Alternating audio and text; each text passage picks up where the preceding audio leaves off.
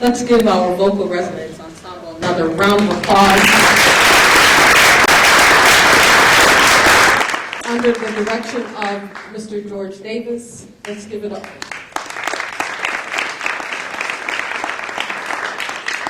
Mr. Davis always knows which selections to choose, one of my favorites. Today, we are here for a very special occasion. We are here because Success Looks Like You.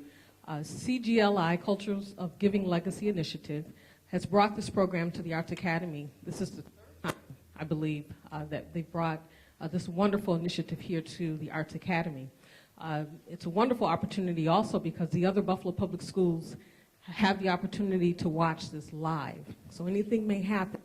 And we're just happy to have them here and also extending the opportunity to students in the Buffalo Public Schools. I would like to take the time to welcome some very special guests here in the audience. We have with us Mary Ruth Kapsiak, Board President of the Buffalo Public Schools.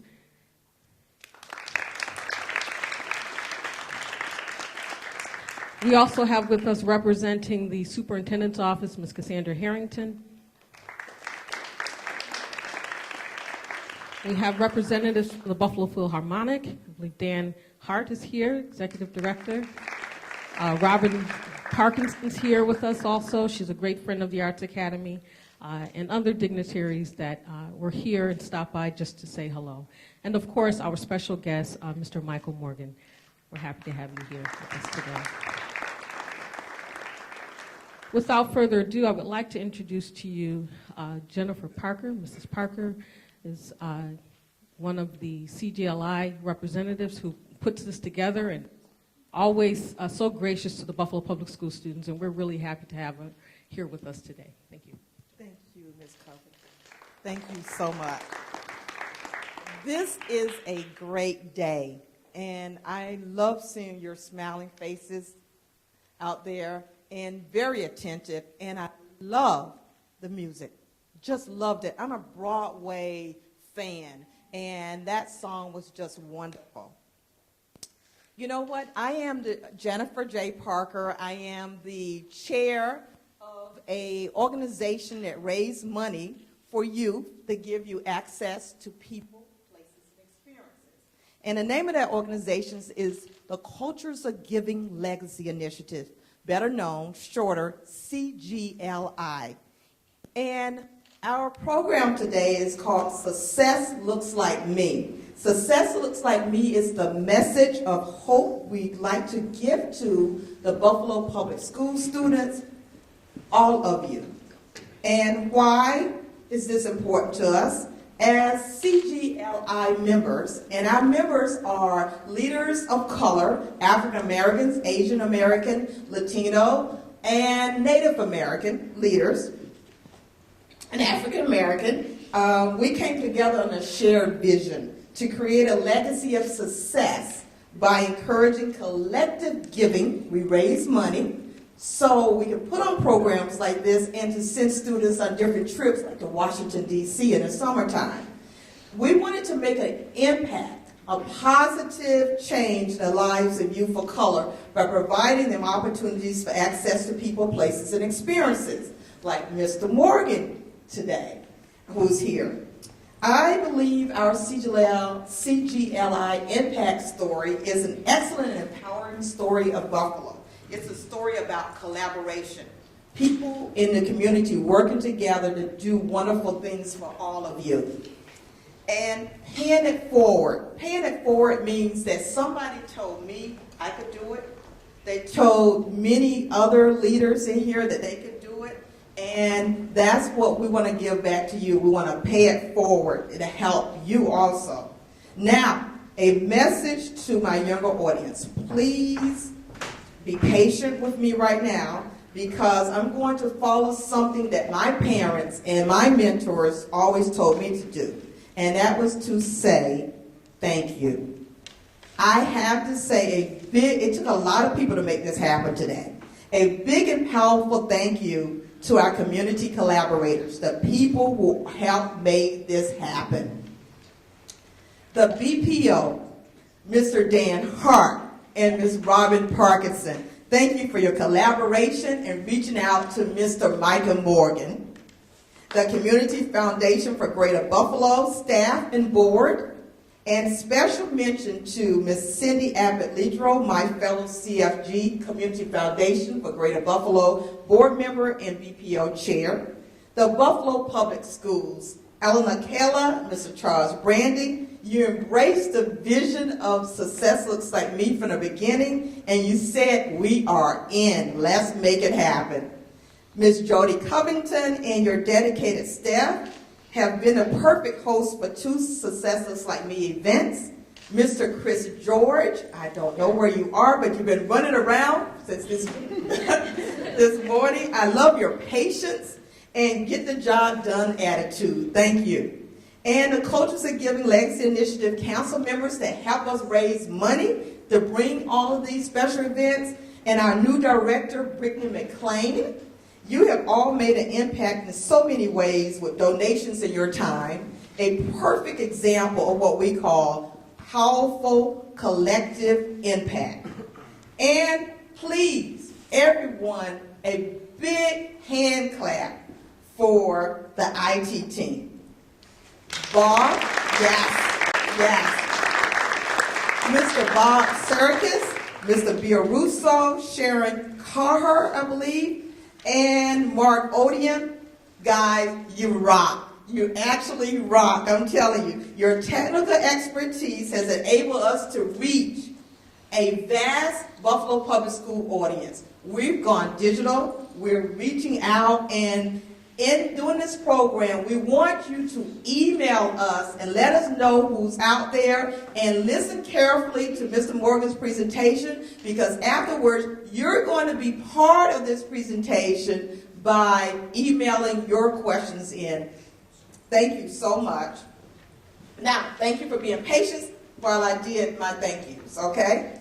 Now, I would like to introduce someone from the Buffalo Public Schools, Ms. Cassandra Harrington. She has been a community superintendent for 4 years. Ms. Harrington, thank you.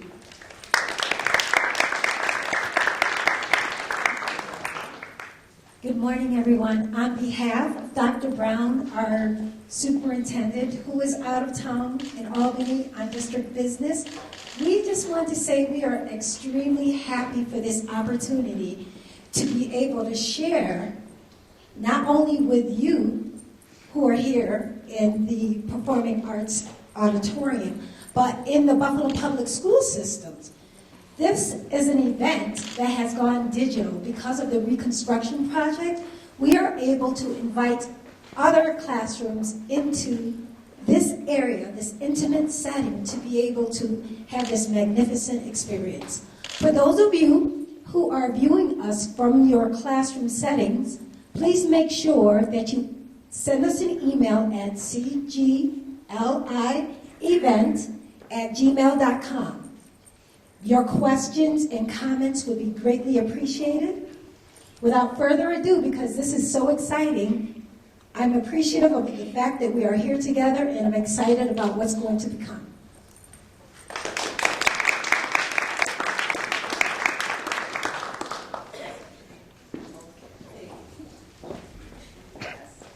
So many exciting things going on here.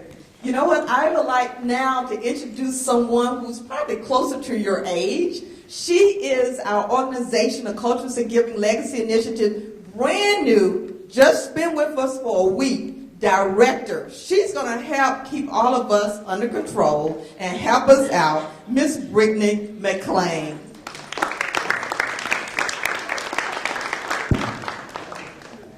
Thank you, Ms. Parker. How is everyone doing today? How are you doing? Good, awake, wonderful, wow. I'm really excited to be here. Thank you to Principal Covington, all of our supporters in the Buffalo Public School System, the Buffalo Philharmonic. We're just so grateful to be able to put this event on, and it really took all of our partners to make it possible. But as Jennifer said, my name is Brittany McClain. I'm the director of CGLI. It's really exciting to be here with all of you because we're here to talk about Success Looks Like Me. So pretty much, what does that mean? I think success looks a little different for everyone. It's going to be different for you. It's going to be different for you. It's going to be different for me. And it's really exciting to have Mr. Morgan here with us so that we can sort of profile one person's journey to success. I mean, we're here because we believe in all of you. We believe that you can achieve success and achieve anything you set your minds to. But isn't it a little helpful to have an idea of that so you can sort of feel it and touch it and see what that looks like? So that's why we have Mr. Morgan here to tell his story. And just to say a couple of words about him, he is a native of Washington, D.C. He has been conducting since the age of 12. Okay, so that's what I'm talking about with that journey and when you know what it is that you want to set out to do. He is a conductor for the Oakland East Bay Symphony. He's traveled across the country performing, has won numerous awards for his work. So I definitely can't do it justice to talk about him. Would love for him to tell you his story in his own words. But before that, I know we have a short video clip just so you can see him in action. It's really, really amazing. So let's tune in for that right now.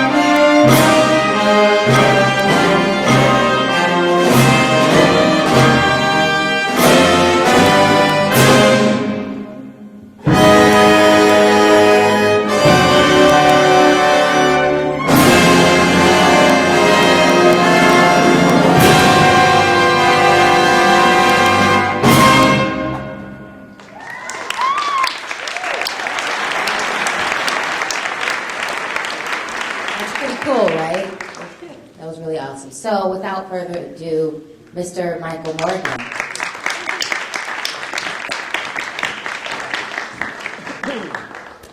All right. I hadn't seen that clip before, so that's interesting.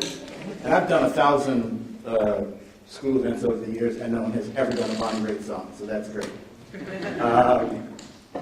So yes, I decided I was going to be a conductor actually in the 3rd grade. Now, in the 3rd grade, of course, you have no idea. I mean, it's like saying you want to be a fireman or an astronaut. But in the 3rd grade, I saw somebody conducting on television, and I asked my older cousins who played in, high school bands or junior high bands, what does the conductor do? And they said, the conductor, because this is what you say to someone who's 8 years old, the conductor gives the orchestra the beat. And I thought, what an easy job. All you have to do is give the orchestra the beat, and that's your whole job. Great. So I'm waving a pencil to various records.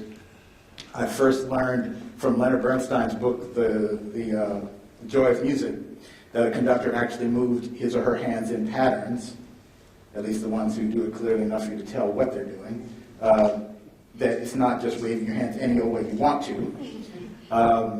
And from then, by the time I got to my middle school actually had an orchestra, and I went to the teacher and said I want to be a conductor, and he started teaching me about things like transposing instruments and how the instruments worked, and let me conduct the orchestra a little bit, when he was either in the room or when he left the room, I would conduct the orchestra a little bit. And so now the main thing that I want to stress in my story is that I decided I wanted to be something, and I just kept telling people that that's what I was going to be. Really from the 3rd grade on. I don't think anybody believed it, and I'm sure when I was waving a pencil to records, people thought, well, they'll put him away soon, and that'll be the end of that. But the thing it was really about setting a goal and just continuing to march forward towards it until you actually hit it. I'm always telling people how all through life, when it comes to whether it's classes or what school or even where you live, where you go, you have choices, and there's always one of the choices always gets you closer to the thing you want to be. Maybe it doesn't even hit it directly, but when you have choices, one of them is closer to what you want to be than the other. So you always take the one that's closer to where you want to be. And as I said, I was always telling people I was going to be a conductor. I was taking every opportunity I could to actually stand in front of people and conduct them, whether they were friends of mine from school or I think the first big orchestra I ever conducted was the DC Youth Orchestra, where I was called a student conductor. I don't think anyone had ever, I knew no one had ever done that before. I don't think anyone's done that since, actually. But I wrote to the conductor at the time, Lynn McLean, and said I want to be the student conductor there. And I was just lucky enough to have teachers that took this stuff seriously, that took the fact that I was interested in this seriously. My parents didn't tell me until many years later how worried they were that I would never actually make a living. That they were going to have to support me for the rest of my life because I was going to do music for a living. They didn't have to. I actually worked, but it was great to have that. They always encouraged me to do whatever I wanted to do, to be whatever I wanted to be, and that's a big part of how I got to be where I am. So from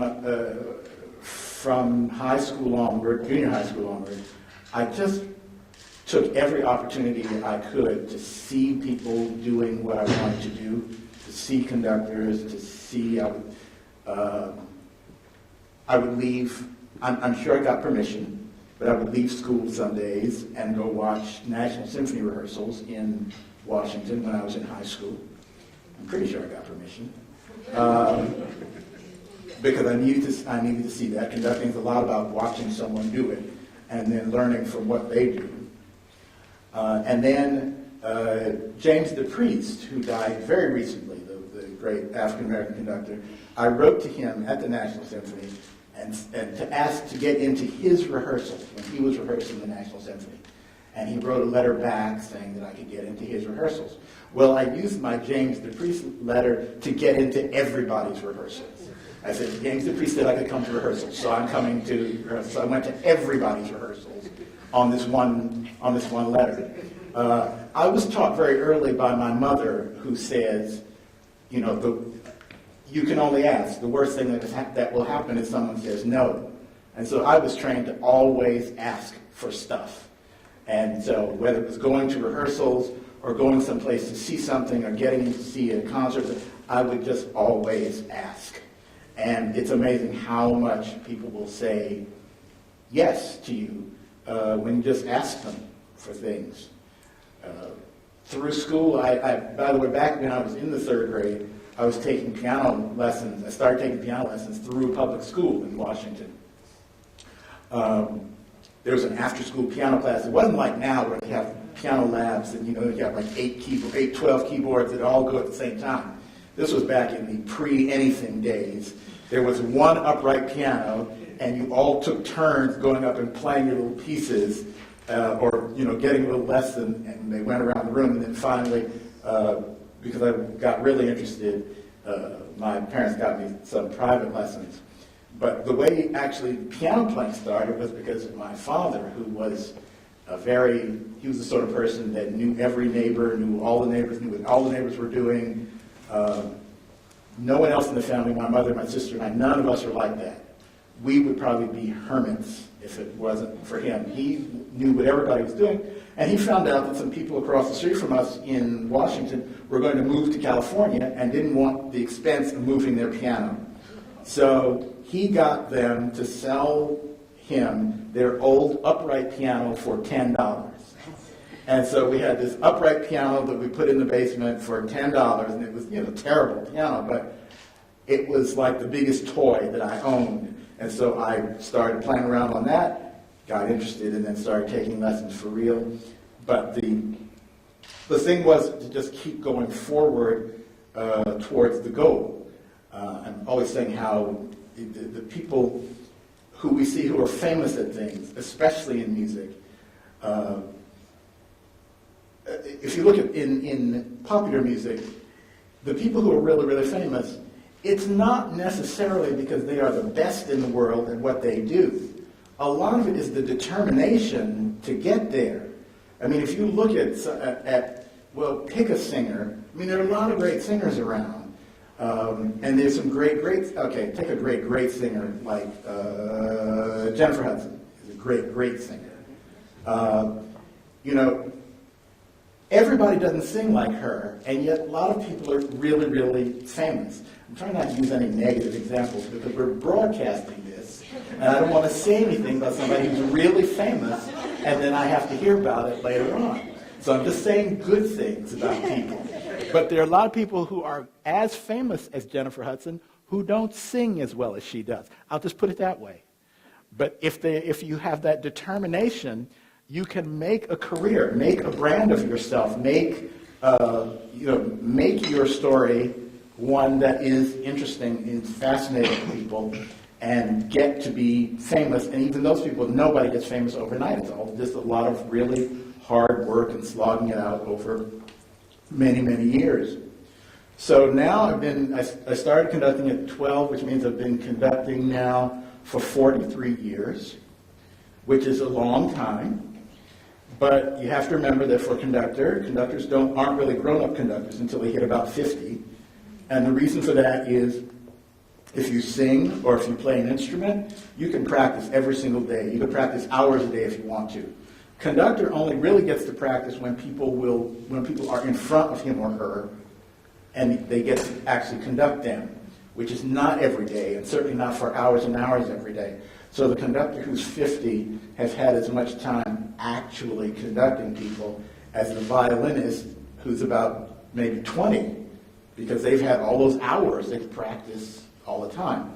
So it takes just much longer time. And then there are all these things you need to know. I mean, that's the part you don't realize when you're 8 years old, and it looks as though all you have to do is give the beat. There's all the studying of history and all the studying of the instruments and all the studying of psychology and how to get people to do things. no matter what field you go into, making a real study of how to get people to do things is really useful to you. Because, in an ideal world, you want people to do stuff that you want them to do. And if it's even better if you can put it across in a way that they think it was their idea. So the better you get at convincing people to do things by making them think it was their idea, the more success you can have, the more support you can have, just the easier way you can have in life. And so the people who think that it really is just who's the most talented, it's not just who's the most talented. It's a lot of stuff about determination and putting yourself across and developing a brand for yourself. Even for conductors, each of us is known for doing some things, and so we get called for those things. We may be able to do a lot of different things, but having that thing that you are sort of known for doing, that is what actually gets you called. Now, with my orchestra in Oakland, a lot of times when we have access to a star from some other part of music, from jazz or from rock, from any form of popular music, a lot of times what I do actually is ask them, I said, I have this orchestra, what would you like to do with an orchestra? Because a lot of times everybody's got stuff they always wanted to do that nobody ever asked them to do, because you're pigeonholed and you're doing this thing. And there's all this other stuff you're interested in. So the best thing I can do now to help people who are, in fact, already famous is to give them a chance to do something maybe they are not famous for doing. And it makes them happy. It's fun to watch, all those sorts of things. So I've gotten to hear, Carlos Santana came over and played a couple concerts with us at Oakland East Bay Symphony, doing stuff that you would never see him doing. But he was so excited to get to do it because it was orchestra, full orchestra, and he never gets to do things like that. So there's lots of experiences left for everybody. I should say another big milestone was going to Tanglewood, which is the summer home of the Boston Symphony and a very famous music school.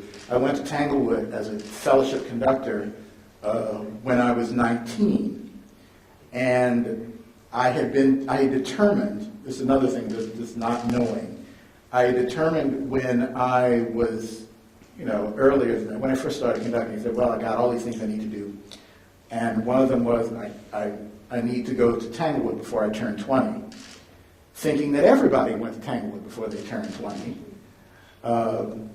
And I got there, and I got in what I thought was just under the wire at 19, and they told me no one had ever been there at 19 before as the conducting fellow.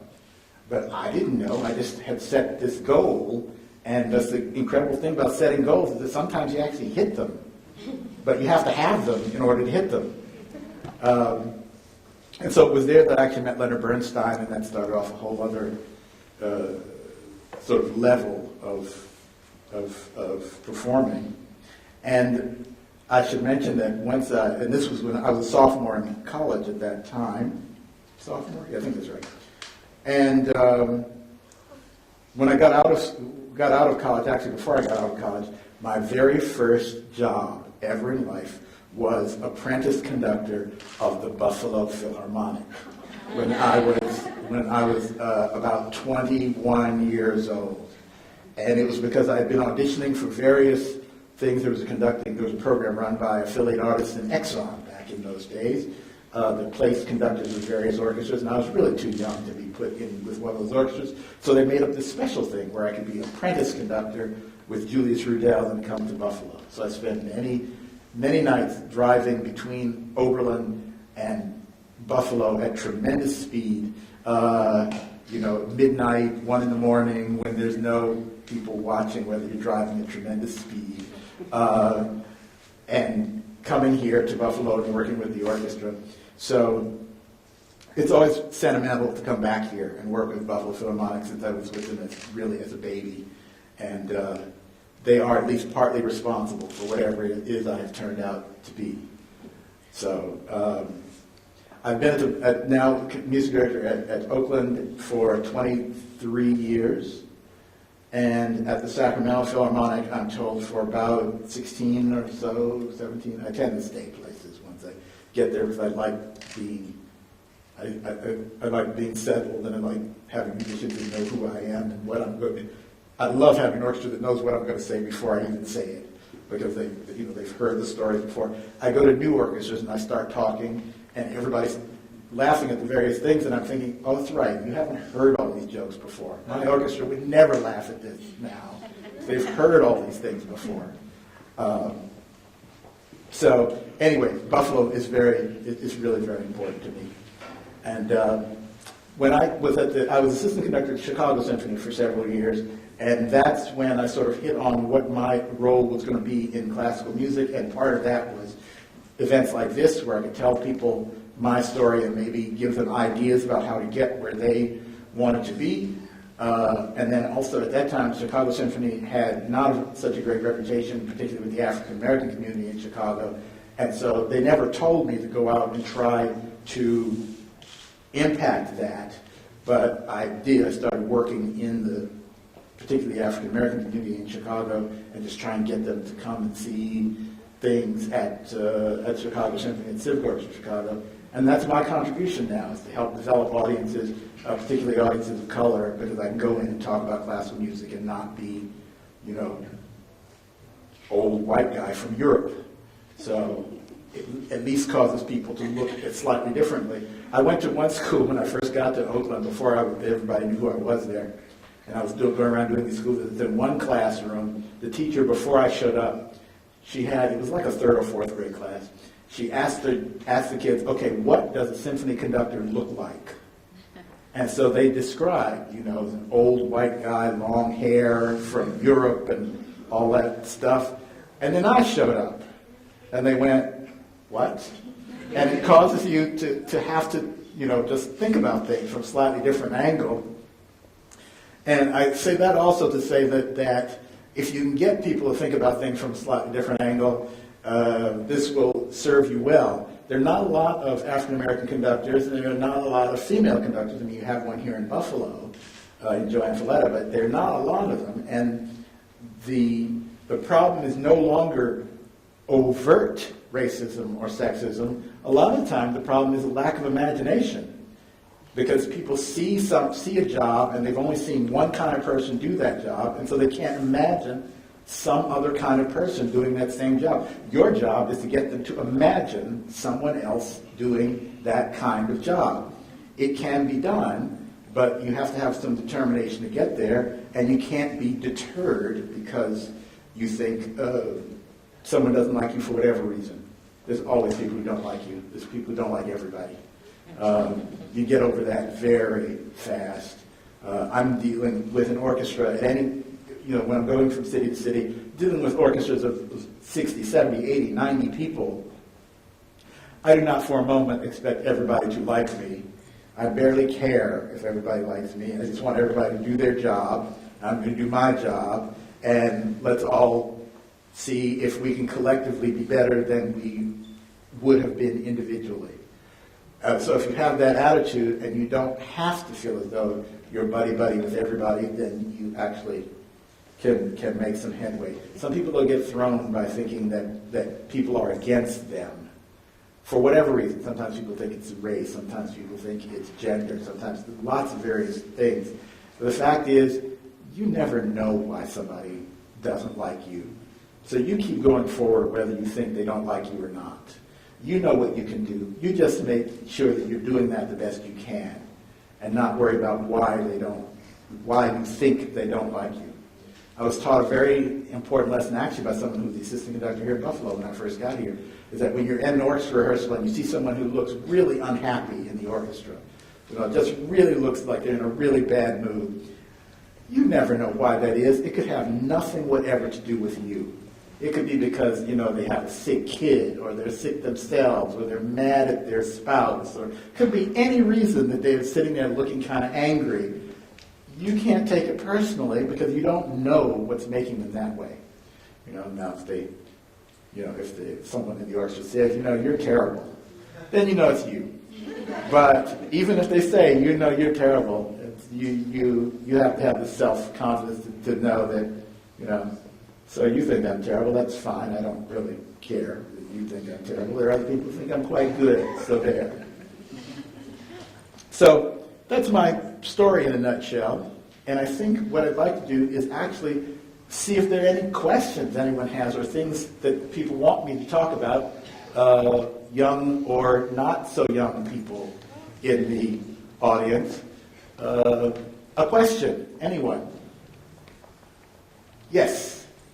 My name is Christian Brother. I'm thinking that I want to be conductor myself. I'm trying to figure out what I have to do in school in order to do that. What you have to do in school in order to be a conductor. There's no rule for this, but as I said when I was talking about when I was growing up, the most important thing you can do is to see as many conductors as possible so that because you learn things from everybody. You don't have to reinvent the wheel. You pick up things both positive and negative from every conductor that you see. You see things they do that work, things that don't work. Then you look for every possible opportunity to conduct anything, whether it's just a few people and a really terrible group, or it's a lot of people and a good, really great group, but you look for any chance you can to conduct things. As for school, for any musician, the whole notion of school is result-oriented. That is, you have to be able to do what you say you are going to do. And for some people, that means they stay in school right on through, doctorate degree. For other people, it means they don't ever go to college. They just go study with a person, or they go off and study or apprentice with people. You have to figure out what it is, where your gaps are, what are the things you don't know, that you don't know how to do, and start filling in those gaps. But you look for every single opportunity, and this goes for any kind of a performer. You also do your absolute best, no matter what the circumstance is that you're performing, because you never know who's watching. I've had concerts that I thought were not important at all, where it turned out someone who was really important to my future career happened to be sitting in the audience that day, totally unknown to me. And so I thought that, concert was of no consequence at all, and they turned out to be really important because this one random person was there. So that's it. You look for every opportunity. When you're choosing a school, and I think this is true for all performers, I don't want to go against what any other academic people think, but I actually think when you choose a school, if you're a performer, your relationship to your primary teacher, whether it's voice or an instrument or whatever it is, that you have a productive relationship with that person is more important than how famous the school is. If you have a school, if you go someplace where there's a really great teacher, and the school is completely unknown, but the real teacher who really works for you, that's the place where you should be, because that's where you're going to make the most progress. When you get out of school and you start auditioning or performing in various places, hardly ever does anyone ask you, A, where you went to school, or B, how long you stayed there. They want you to perform or do whatever you're going to do. Can you do it? And that's how they're going to be judged. I have, and just in the interest of full disclosure, I have 1 degree in music. It is an honorary doctorate from Holy Names University in Oakland. I went to Oberlin, but I never finished because of things like the Buffalo Philharmonic. So I can blame Buffalo Philharmonic also for keeping me from graduating from college, because I started working here and I just left before I was done because I was working. That's the point of the whole exercise, and I just kept working, so I never got back. I don't advise this as to set out to do that, but if it happens to you, it happens to you. Everyone has a different path. Another question. And before we continue, I just want to say to the audience live streaming to email your questions at cglievent@gmail.com. So next question. Yes. How did you go about getting an orchestra? How did I go about getting an orchestra? Well, okay, as I said, when I was growing up, I actually would collect my various friends and get them to let me conduct them. That's how I learned to be a conductor. And then when you get a little bit older, if you keep, as I say, performing wherever you can all the time, eventually people hear about you because there aren't that many conductors.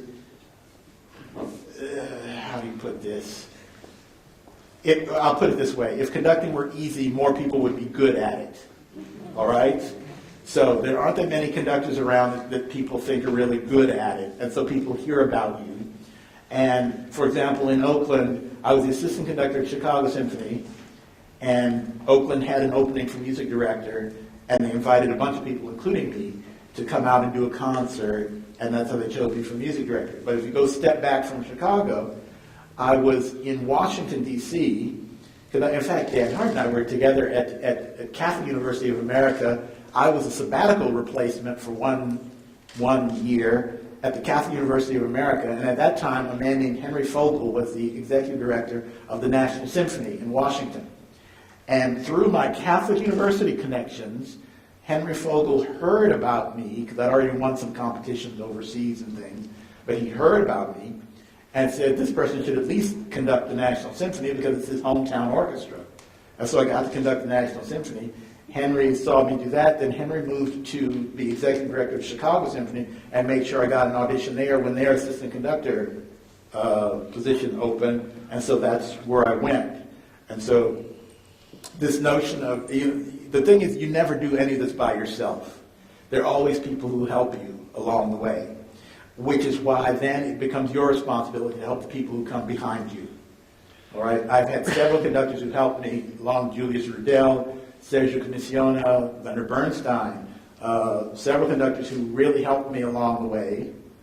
And now I feel my obligation is to help the people coming along behind me. So I always have private students or people I'm advising. I'm always giving advice to conductors. And I teach the graduate conductors at the San Francisco Conservatory of Music. Actually, when they graduate from me, they have more degrees than I do. But never mind. But I teach the graduate conductors at San Francisco Conservatory. Another question. Oh, there's one back there. Out of all the places that you've conducted, what's your favorite one and why?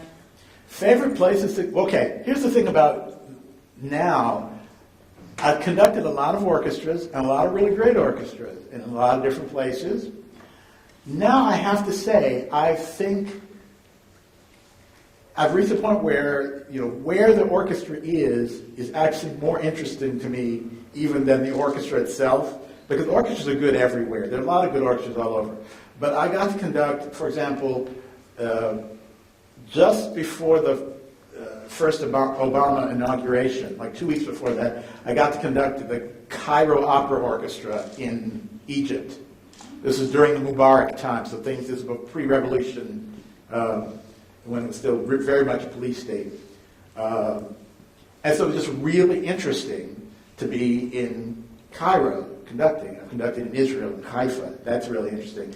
I don't know if any of you saw recently on 60 Minutes or someone did a thing about this orchestra of kids in the Congo that play musical instruments, had formed an orchestra. They bought instruments from China, made their own orchestra in Kinshasa. I actually worked with that orchestra a couple years before 60 Minutes went and discovered them.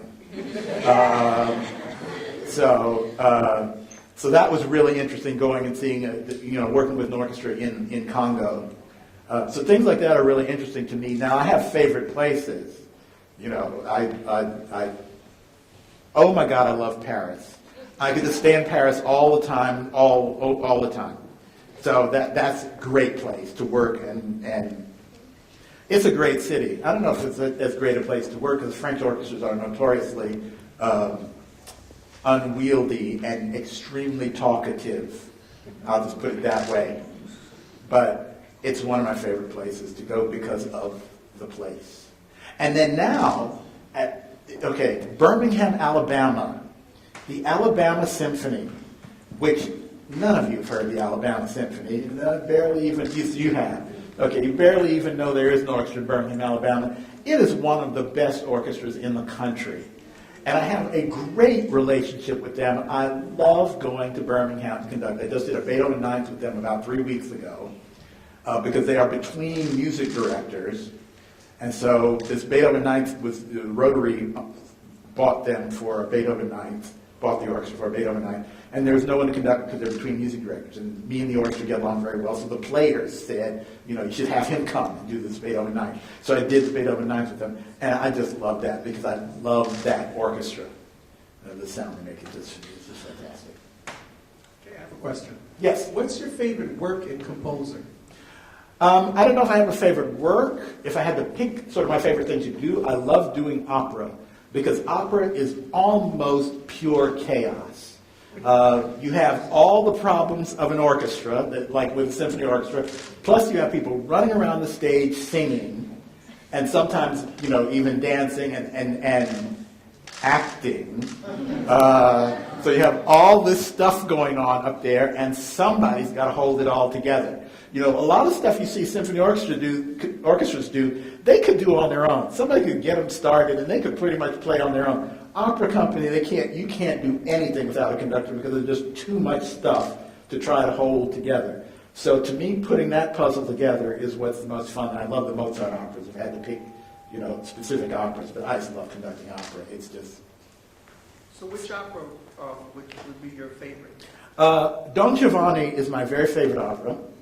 And in fact, a few times, because I have had an opera company called Festival Opera in Walnut Creek, California. I was artistic director for so long that they actually let me stage direct a couple of times, which is something that should not happen in the world. But they let me stage direct a couple of operas, and the first one I did was Don Giovanni. And just to give a short, we had done a traditional Don Giovanni with men in tights and all that stuff that goes into great opera. But I updated it, and I set the whole of Don Giovanni in a nightclub because all of the characters worked in a nightclub. Don Giovanni owned the nightclub. Leporello ran the nightclub for him. Commendatore was the bouncer at the nightclub. People worked, the various people, Zerlina was a waitress. Mazzetto was the bartender. It all worked. Everybody worked that way, and it was a modern production. We had to get a whole new chorus because our chorus was, let's just say, not young. And so they didn't look as though they belonged in a nightclub.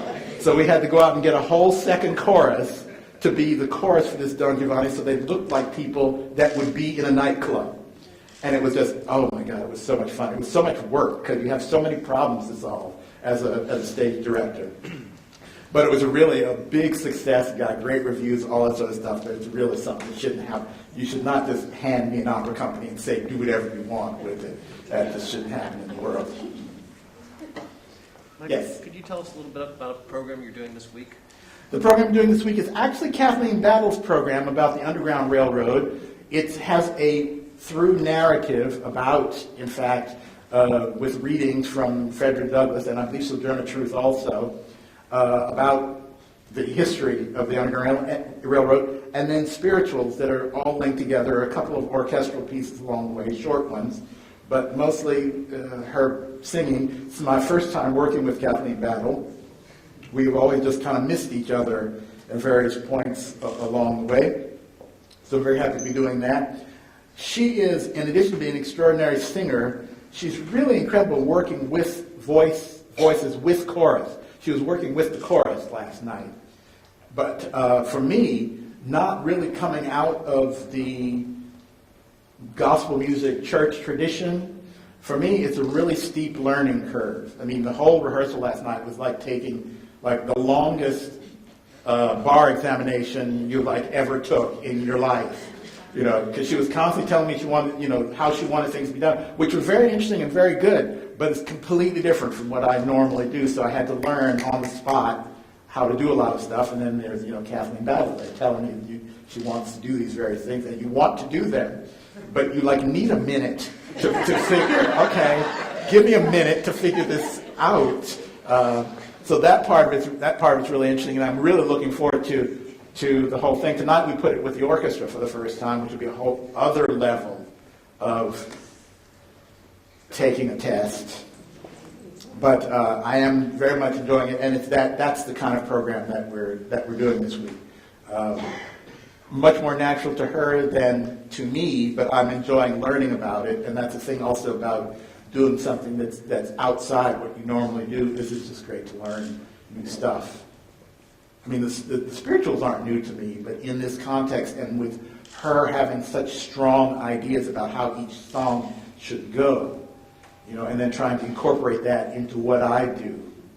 Because she wants you to do her ideas, but then she wants you to not follow her so much. Just go ahead and do them. And you're thinking, I'm just going to follow you. No, just go ahead. All right, just go ahead. So anyway, it's a complicated week for me.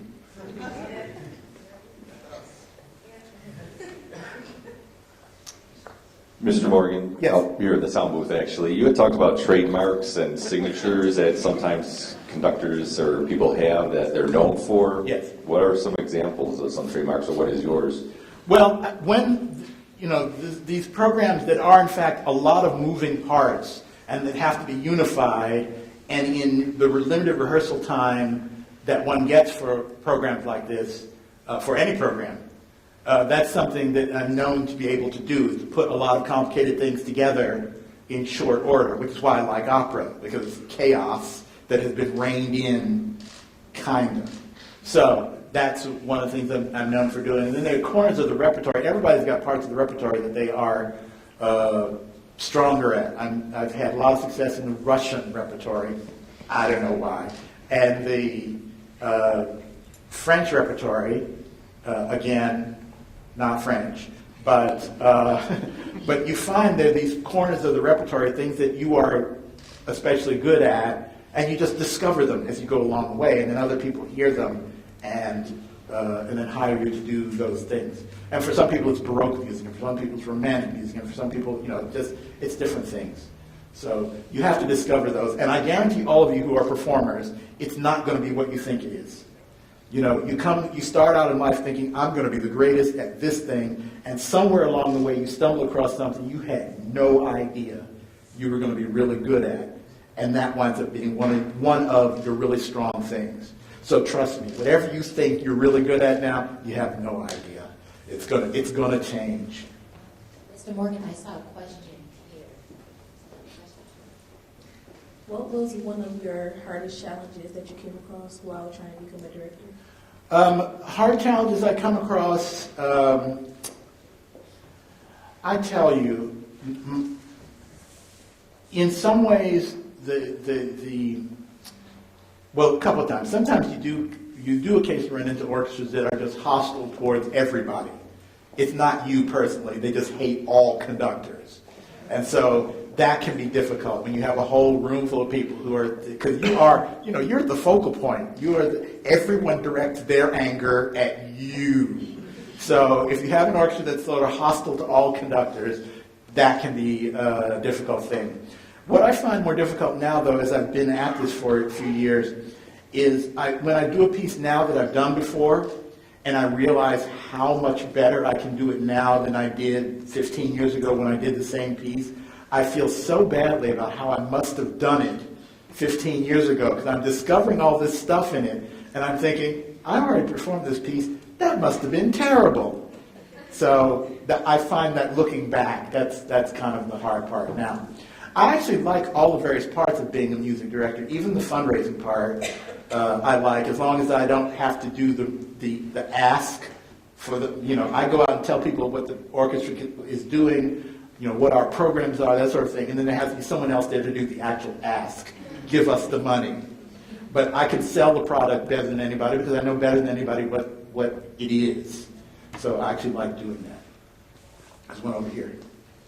Thank you. Mr. Morgan, I had the pleasure of seeing you conduct in Rochester this summer at a very special festival of musicians who look like the group that we're trying to... The Gateways Music Festival, to yes. inspire today. Could you talk a bit about how that was different from another orchestra you might visit? The Gateways Music Festival is held every 2 years at Eastman, and comes up again this next summer. It's almost entirely African American, some Latino, but mostly African American. And you don't often see a symphony orchestra that's all African American. I mean, like never. And so for us, coming from all over the country to form this orchestra, it's like family reunion with instruments. Because we've all known each other at various points as before we all, from meeting around the country. But when we all get together, it really is like a family reunion where we put on a concert. It's also the funniest orchestra ever. We are laughing constantly through those rehearsals. We have such a good time. And the orchestra is very, very good. I mean, very good orchestra.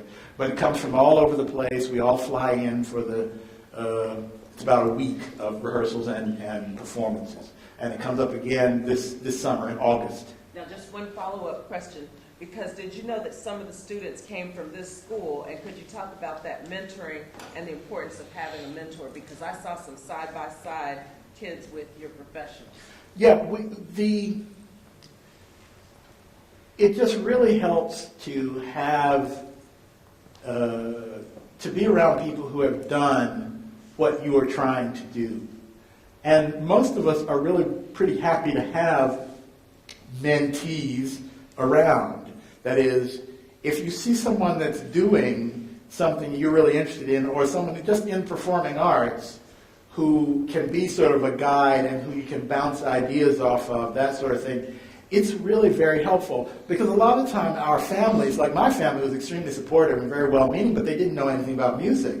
So you need someone who's in the field already just to answer some of the practical questions of, just how to get from point A to point B.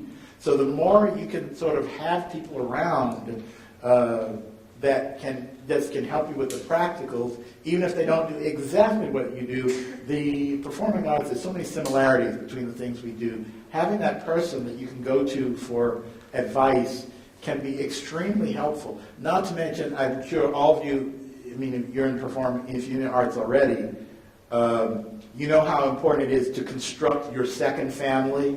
You have the family you're related to, and some of them are useful and some of them are less useful. But then you have to construct your second family of the people who are, in the same field, who interested in the same things as you, and they will be your family every bit as much as the people you are related to, sometimes a lot more. So that you have that support, because stuff is going to go wrong. Let me tell you, stuff is going to go wrong, and times there are going to be things that are very discouraging, because even someone like me who has a career, you still have big successes and big disappointments all along the way. It never ends, the big successes and big disappointments. And you need people that you can talk to about that, and they may or may not be actually related to you, because sometimes people related to you just don't have enough of a context to be able to really help you through whatever you're doing. So you have to construct that second family. Mine was mostly at college that I constructed my second family. But even in high school and junior high school, I had a whole group of people because I went to junior high school, I just went to typical urban city high school, and it's a good neighborhood, because I could walk to school for that. But still, the music people were not exactly the chosen ones in that middle school. So that we formed a family. And then same in high school, where my high school, the High School for the Arts at that time in Washington, not like the elementary school they have now, but before then, was all the way on the other side of town. I took like 3 buses to get there every morning. Way on the other side of town. And again, you had your high school family that you had to construct, and they were your support system when you were there. So take the time to construct that second family. You will need them. Do we have any questions for someone in this area? It just seems a little quiet over there to me. Question? All right, great. That's because I'm turning this way. They can hide, because I'm moving that way all the time. I'm certain they're hiding. And I just want to say thank you to Ms. Laverne Lee. She's tuning in from Roosevelt School number 65 on Skillen. So I did just get that announcement. So thank you to them. And again, email any questions you have. Stand up. So you started when you were 13. How did you fit in everything? Because I know there's a lot of stuff that you go throughout your life between 13 and maybe you get out of college. How did you fit in what you wanted to do with all these stuff going on in your life? Okay. This is not going to be a teacher-friendly answer, what I'm about to say right now. So let me apologize in advance to the teachers in the room. Once I decided I was going to be a conductor, I eliminated a lot of stuff from life, or at least didn't really focus on a lot of stuff. You know, half the time I was allowed, okay, and I'm not recommending any of this. I'm not recommending it. I'm just telling you what I did. But half the time, they would let me skip physical education and hang and go to the music room instead, because not only was I terrible at every known sport, I did not care. So, it was not what I was there to do, and so, we'd be playing, football, ball going like, you want me to run and get that? Are you kidding? This is not what I came here to do. I'm just watching it go, oh, somebody should go get that. So rather than have me messing up every game of every kind all the time, they said, yeah, go sit in the band room. You'll do less harm there. So it was really just a matter of prioritizing, and there were some things, I was, again, I'm sorry, this is, again, not a teacher-friendly answer. I was not a straight A student along the way, because there were just things that I was more interested in than other things. But I always let the teachers know what I was interested in, so they wouldn't think, because the worst thing is for teachers to think that you're not interested in anything. That's like the worst thing in the world. But if you tell them you're interested in something and it happens not to be what they're teaching, but they think, okay, he's interested in that sort of thing, they actually will relax and give you a little bit of room to do that thing. So that's how I did all the other things that come along. Now, as for anything beyond that, I had then and have now practically no life at all besides music. So I didn't have all the other distractions because I had no life. I just, did music all. That's all I wanted to do. I didn't want to do anything else. I was doing what I wanted to do. So I didn't really do anything else, and I don't really miss that. Or didn't really miss that. Don't really miss it. Put that verb in any past tense you want. Oh, here's one down here. Wait, no, let's go to this side of the room. This side of the room matters now. Are you thinking about starting a mentoring program?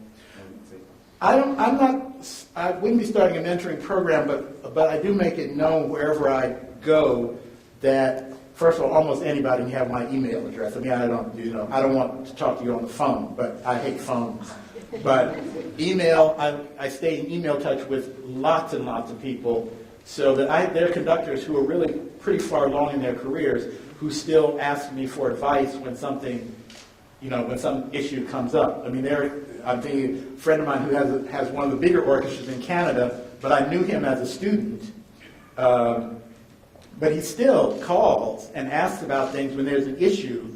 He's having an issue with a player, or he's not getting along with his concert master or something. They still call me for things like that. That's part of mentoring also. So it's not like I have a program for it, but, people who, whoops, I've lost my box here. People who do basically what I did, that is, they ask questions, they ask to be helped. I try to help. I try not to turn anybody away. There's one back there. Oh. I think that we could just get this one last question here.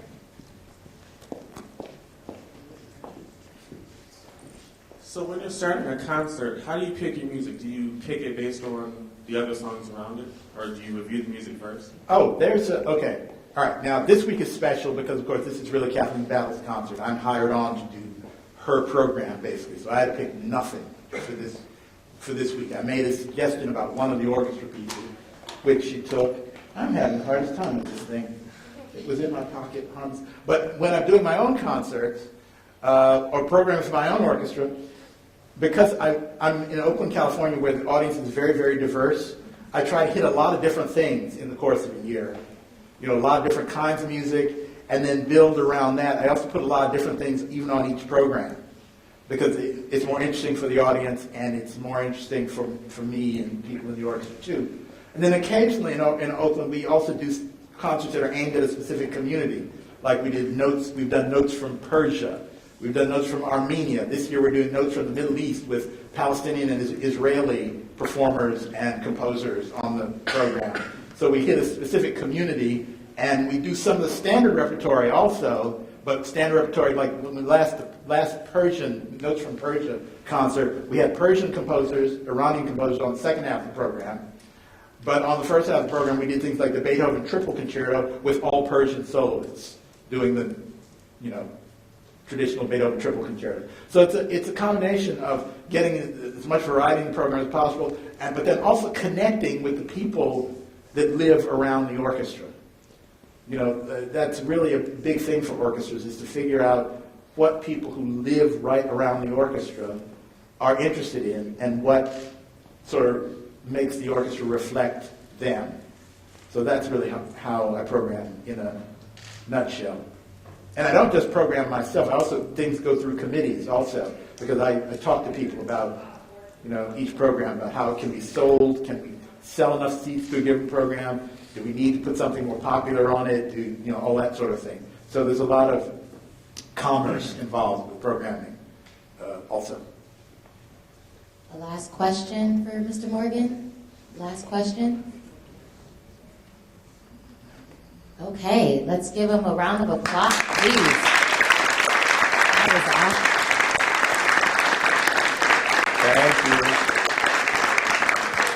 Thank you. Who feels inspired? Show of hands, anyone? I do. Wonderful. Great. Thank you so much for being with us and showing us what success looks like. So I would like to ask Angel and Miss Jennifer Parker to come up here with me. We have a little award.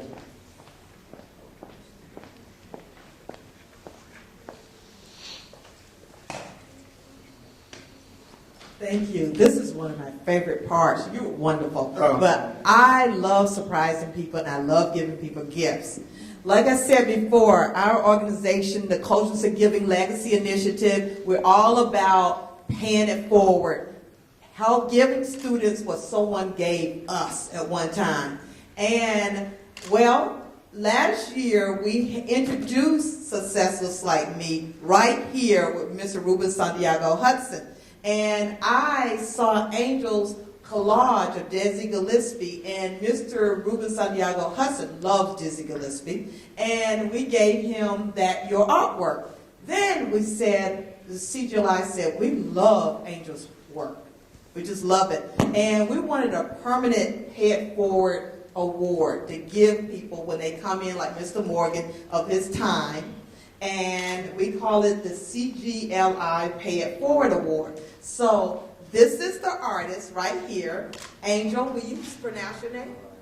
Galarza. Angel Galarza. And Angel is an artist. And we're very proud of him. And I asked him, what exactly was your vision behind this artwork? And he finally shared it with me today. And I'm going to try to remember what he told me. Angel said the reason why he put the Statue of Liberty in there is because our organization is comprised of leaders of color, and the Statue of Liberty represents freedom for people of color. And also, he said that the student and the teacher on there shows how good it is to help each other. Helping each other, right? Am I getting it right? Okay. and the globe, the world, with all the different continents, shows where many of our members of color came from in the world, right? Okay, I got it right so far. And I can't remember, what was the big picture? Is that you? Oh, he said that symbolizes that everyone is created equal. So I think that's powerful. Very powerful. Angel, I had told him he wasn't going to have to say anything, but I just want you to tell everyone, what grade are you in? 8th grade. 8th grade. And let me tell you, he is going to be famous one day. He's already famous. And I told him that he's going to hire me as his publicist. And I'm going to make sure his brand is out there, because he's already making a name for himself right now in a performing arts school. Angel, thank you so much.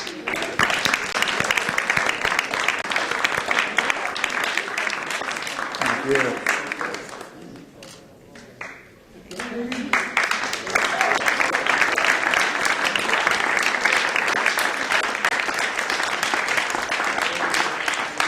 I expect you to cause this to increase in value over the years. So now you have to get famous so that this will be more and more valuable as time goes on. Thank you. I have a place in my studio where this can go right on the wall. Right.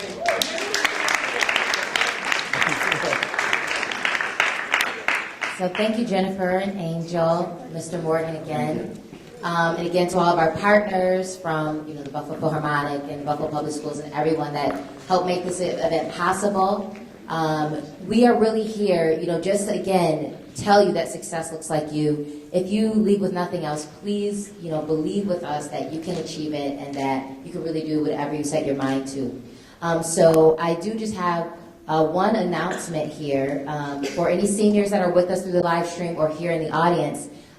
If you haven't filled out an application for a Say Yes Buffalo Scholarship, please do so. The application deadline is April 1st, and they're giving out money for trade school, community colleges, and also four-year colleges. So contact your guidance counselor about that, or go to sayyesbuffalo.org for more information. And to our partners here, I just wanted to let everyone know we're trying to build an endowment to secure funding for programs like this for many, many years to come. So log on to thecgli.org for more information about our initiative or for ways that you can become involved. But again, a big thank you to just every one of you for being here and participating and asking questions. And you're really why we're here doing this today. So thank you and have a really good rest of the day. One final thought. If any of you have a question that you did not want to yell across a crowded room, but I have a few minutes, and if you want to come up and ask something that let us say is less public, that would be fine too. Thank you.